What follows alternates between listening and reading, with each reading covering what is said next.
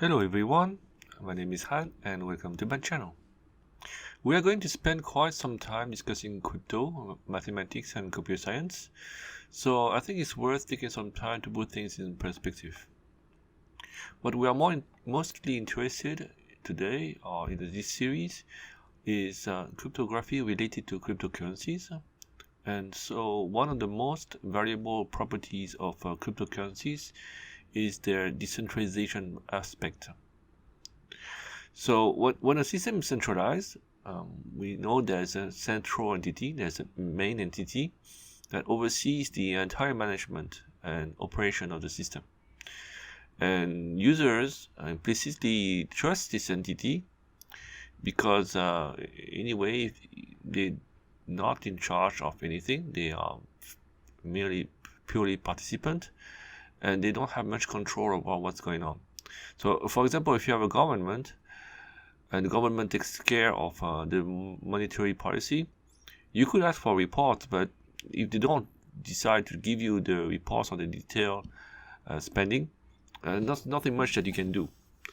So most of the time, you won't have access to the records, and therefore there's not much verification that you can perform as a user of the system.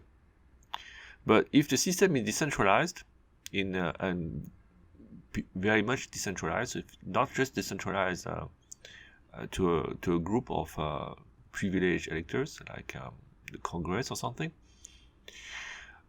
they give the option to users to participate in the functioning of the system. So there are several, or potentially a very large number of entities that together will make sure that the system operates properly.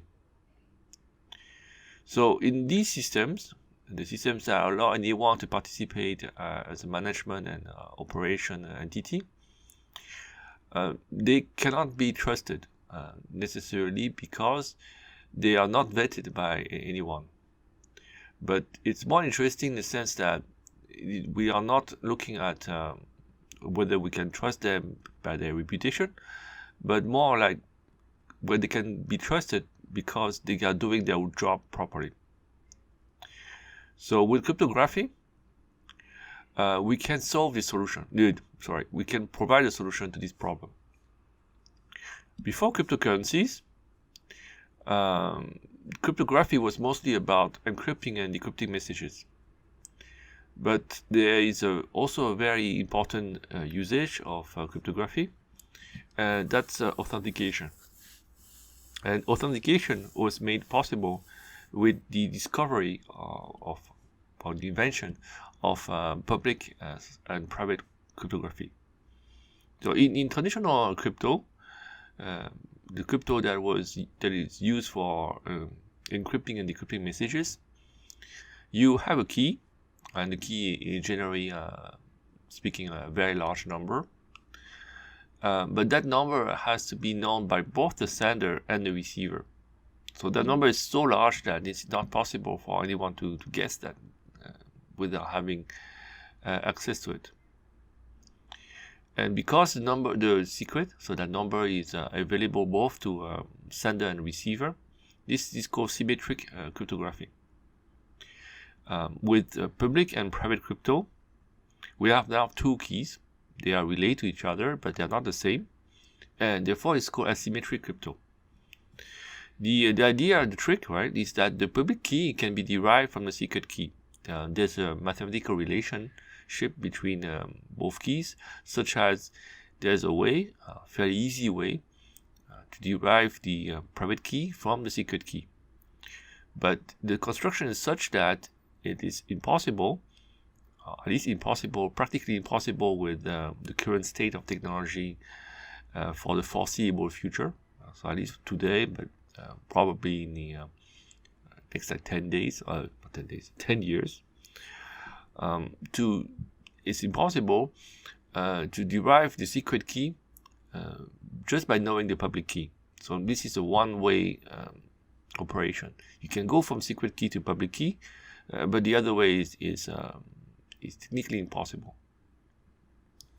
So in this scheme, messages are encrypted using the public key, but they can only be decrypted using the secret key.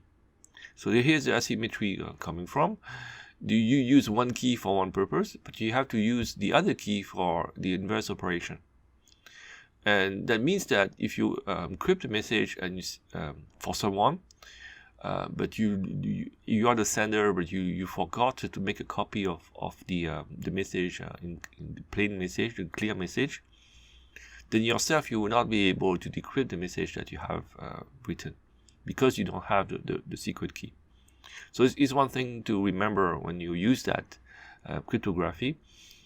You have to keep a copy of the original message if you are the senders.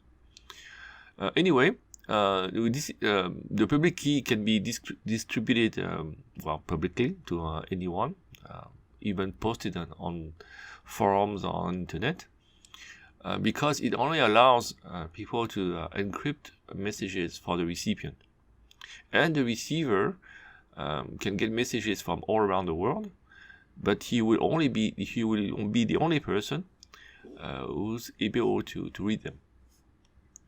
So that's one aspect of public and private crypto.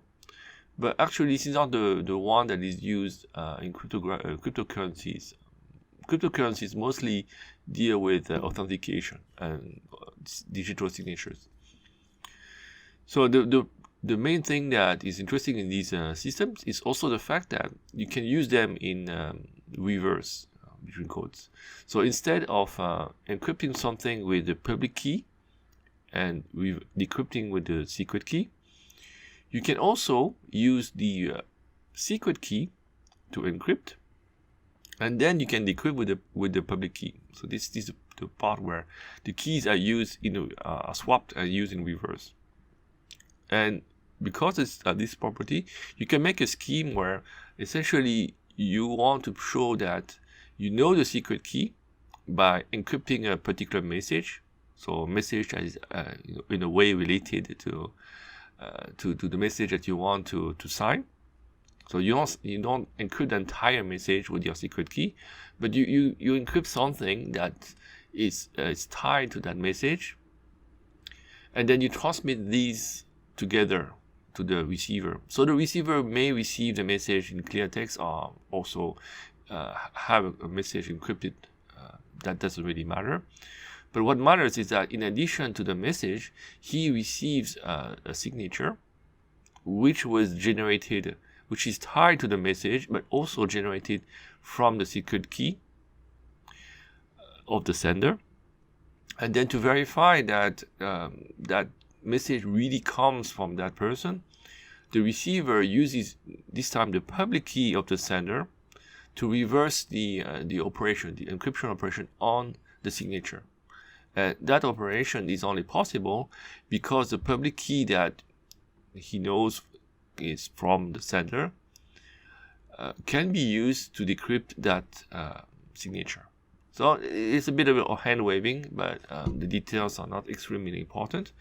The point is that this is the main usage of cryptography in cryptocurrencies. It's about authentication, much more than about really privacy, about encrypting messages.